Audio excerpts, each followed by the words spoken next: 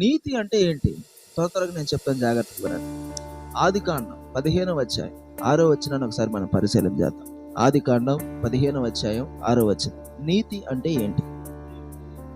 అతడు యెహోవాను నమ్మెను, ఆయన అది అతనికి నీతిగా ఎంచబడెను. దేవునికి స్తోత్రం.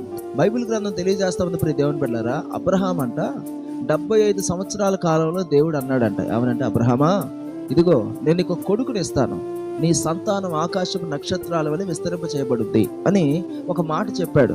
అంతేకాదు, నీవు లేచి నీ బంధువులని, నీ యొక్క ఇంటి వారిని, నీ ఊరుని విడిచిపెట్టి నేను చూపించే దేశానికి వెళ్ళు.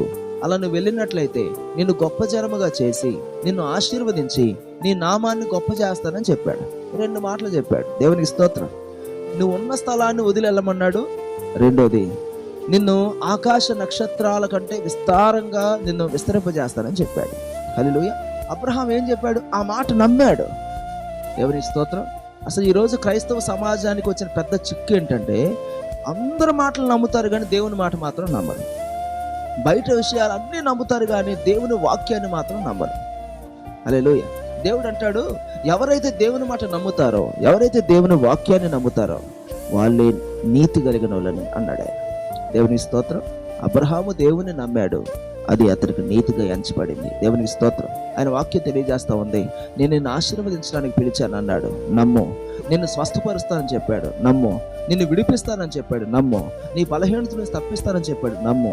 సదాకాలం నీకు తోడే ఉంటానని చెప్పాడు, నమ్ము. నీ కొరకు స్థలం సిద్ధపరచడానికి వెళ్ళానని చెప్పాడు, నమ్ము. హల్లెలూయా. ఆయన రక్తంలో పాపక్షమాపణ ఉందని చెప్పాడు, నమ్ము. ఆయన పొందిన గాయాల్లో స్వస్థత ఉందని చెప్పాడు, నమ్ము. హల్లెలూయా. దేవునికి స్తోత్రం. హల్లెలూయా. దేవునికి స్తోత్రం. ఆయన నీ కొరకు విజ్ఞాపన చేస్తున్నాడని చెప్పాడు, నమ్ము. దేవుడు చెప్పిన ప్రతి మాటను మనం నమ్మాలి. ఆయన మాటను నమ్మడమే నీతి.